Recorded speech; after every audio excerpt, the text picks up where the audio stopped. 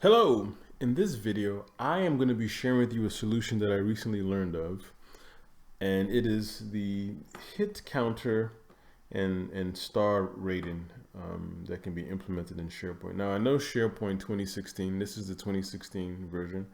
It has its own rating system, but this one, not only does it have a rating, but it also grabs how many folks visited the site in a day, like how many hits it gets. And this solution is not my solution. Matter of fact, this is a very old solution. In my recent project, I was migrating a site from 2010 to 20, no, I'm sorry, yeah, 2010 to 2016. And it had this solution in it, and the client still wanted to keep the solution. So the solution is by this person named Alexander Bots. His site is spjsblog.com. And he has a whole ton of solutions on here, and I'm going to share with you, if it's of interest to you, how to implement this solution. So the first thing you want to do is, if you go to his website, spjsblog.com, he has tons of different solutions. There's this hit counter and star rating for SharePoint. As you can see, it was created in May 20 of 2011. And the project that I'm currently on, they love this solution. So even though it's old, they still want to keep it. As you can see, it's the 2007 look and feel here.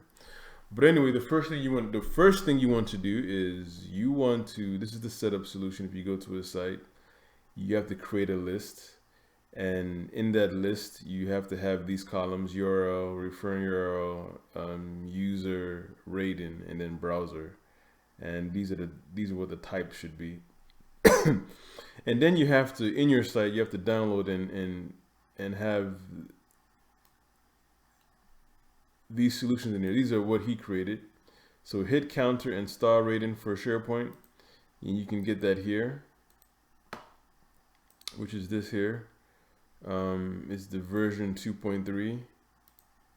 And I just copied this piece of code and dumped it into a file using Designer.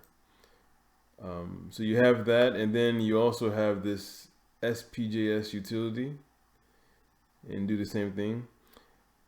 And then what you want to do is you also want to, from when you go to this site here, you also want to make sure, and this is that hit counter SharePoint file, you want to make sure that you copy these into your image library, and I'm going to show you all that in a second. So I just copied these three here into the image library. And then what you want to do is copy this and just create a content editor web part on the post, and voila, it'll work. So let me go ahead and show you everything I just talked about. So I really just posted this. If I went to the root of my SharePoint site, go to my site content. I'm sure you can put this wherever you want, but I put it here on the root. That's what he recommended. This is my hit counter. This is the hit counter. These are the files. So hit counter and star rating SharePoint, SPJS utility, and those are the three images I talked about. So I have that in his hit counter document library. And let me go back out, and then I have this hit rating and settings, and these are the columns. So URL, that's the title, URL, referring URL, user, rating, browser. That's all you need. And basically what it does is it just captures the activity of all the different hits and also the ratings that you have. Now, once you have created this library called hit counter and added your files in there and the images, and then once you have this hit rating, you create this list. Now what you want to do is go to your blog. So let me go to my blog. So here's the blog. And then just go to one of the posts. So just go to any one post. And what you're going to do is when you're there, just kind of edit the page. And you're going to create at the top a content editor web part. And then you want to let me do this in 20, excuse me, let me do this in, oops, let me bring up, this is better if I show it to you in IE. Okay, so let me bring my IE over. Okay, so here you go. Sorry. So edit the page, edit page, and then once you edit the page, and once that comes up, you click in here and then you want to edit the source. And then you want to paste in here, this is from his website. So let me bring that site back up again, excuse me. So you want to copy all of this and then paste it in that content editor web part.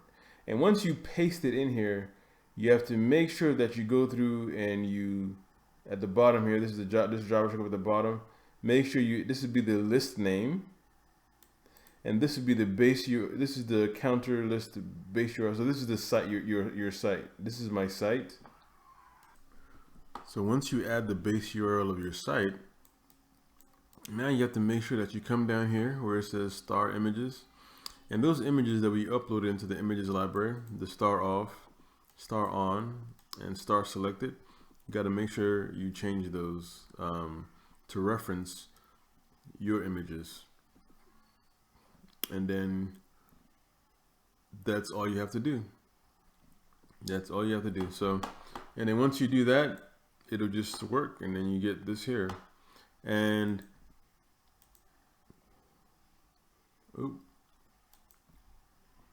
now I'm going to tell you I guess the cons of this. So if you come in here, you can, it captures this. It captures all of that in your list. So let me show you the list that I showed you all earlier.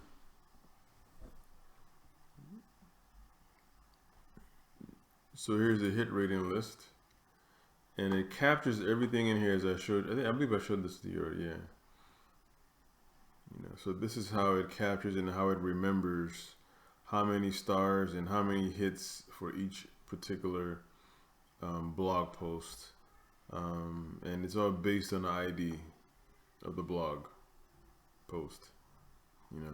So that's how that works. That's how that solution works, and it's a pretty cool solution. Now the only thing that I'm not too much of a fan of is it captures. So even if the same user comes to the site, it's not really a unique hit. So if I refresh the page, you see it'll be 13. See 13 hits.